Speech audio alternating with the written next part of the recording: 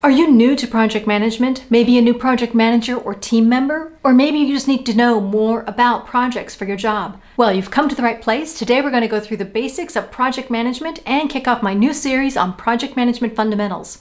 Next on ProjectSkillsMentor.com. Hi, I'm Liz, the Project Skills Mentor, and I'm going to use my 35 years of experience to help you get started with your next project. So let's get into it with some definitions. What is a project? A project is a specific, organized, time-based result. That's it. And what's project management? It's using knowledge, skills, techniques, and methodologies to create that result. And what's a project manager? The leader of the project.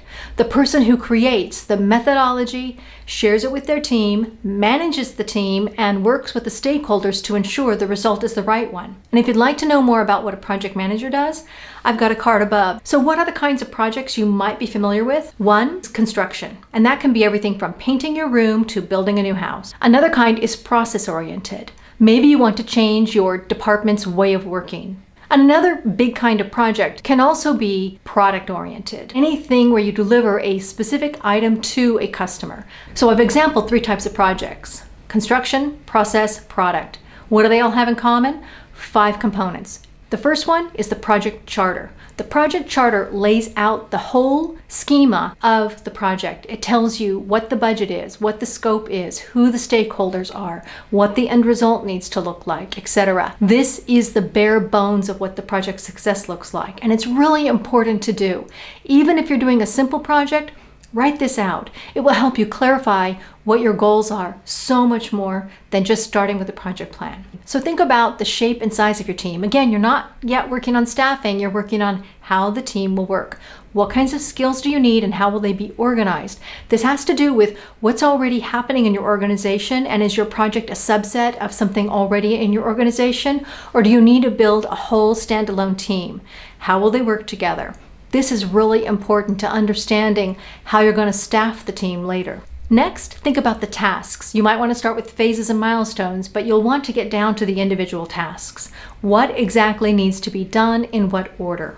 Now you're ready to do a time-based plan, which is where a lot of people actually start. But with the information you've already developed, you can figure out when you're going to start, when you're going to stop, when people need to be available, what kinds of people need to be available, and what tasks will they be asked to do. This is the basis for what a time plan is. And assessing your risk. I have a whole video, and I'll link the card here, that just takes a minute or two to describe the 5 steps of risk management. I've got more detail on my blog, the link is below.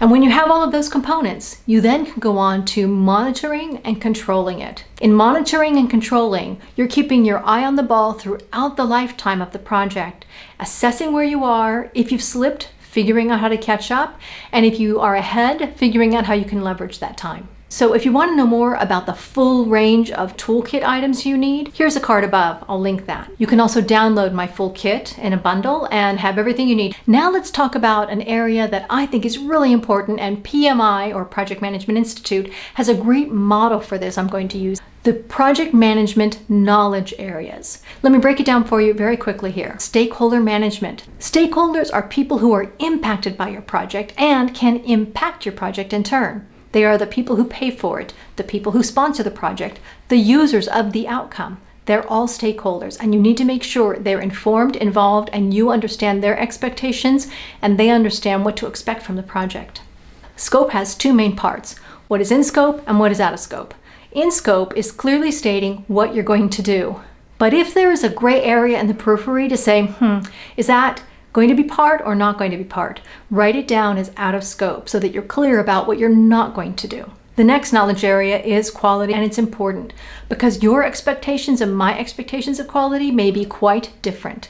Write down what success looks like. The more detail you have here, the more likely you are to meet the expectations of the users and the sponsors. Resources. This knowledge area focuses on the human factor, the people you need to land the project. So this is internals that you need to work on the project and externals. That could be contractors, subcos, whatever you need. Schedule. This is more than just managing each of the tasks. It's understanding phases, sign-offs, and key milestones you need to hit. Your stakeholders might have this as part of their scope in their charter, and you need to include that in your project timeline and schedule. One of the more underrated knowledge management areas is communication. You have to communicate to your stakeholders, your users, external agencies potentially, also your project team, and potentially managers who'll be taking on your project in its run state later. The next knowledge area is cost, and you've heard me talk about budgeting.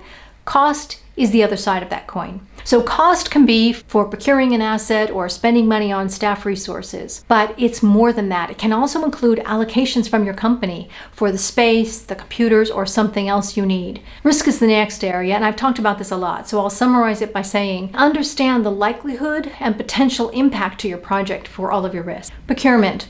So if you need computers, technology, either for your final product or as part of running your project, you need to understand how you get those things, how you will make the decision about where you buy them from, how you will get the approval to buy them, and also the timing, the lead time needed to deliver those items. If you're expecting to start your project on March 1, but your first computer doesn't arrive until April 1, you've got a problem.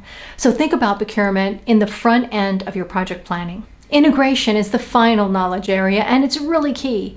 Your project is standalone while it's happening, but now it needs to drop into the organization with a product delivery and customer service backing it up, with a solution or outcome that is based on integration to the other processes, policies, and other ways of working within the organization.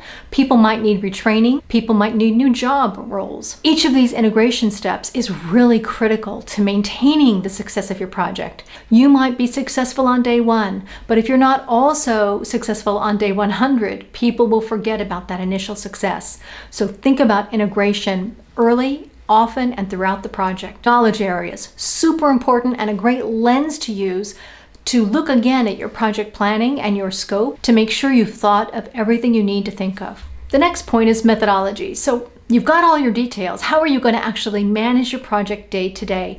What are the key approaches you need? Whether it's Waterfall, PERT, Kanban, CPM, or Agile, you need a methodology. You can do that on paper or online. Doesn't matter. The most important thing is you know that methodology. Now, it's a lot to get into that here, so I'm going to be continuing this series to especially go through this methodologies and approaches section one by one, so I can really drill down and teach you how all of these methodologies can help you, so that you can pick the right one for the project that you're on. So project management fundamentals, there's so much more to talk about, but I hope I've given you the basics here. If you found this information helpful, please give the video a like. It really helps the channel, and consider subscribing for more on project management fundamentals. Here's the playlist for Project Management Fundamentals, and here's the next video. I hope to see you guys next time on Project Skills Mentor. Thanks everybody. Bye-bye.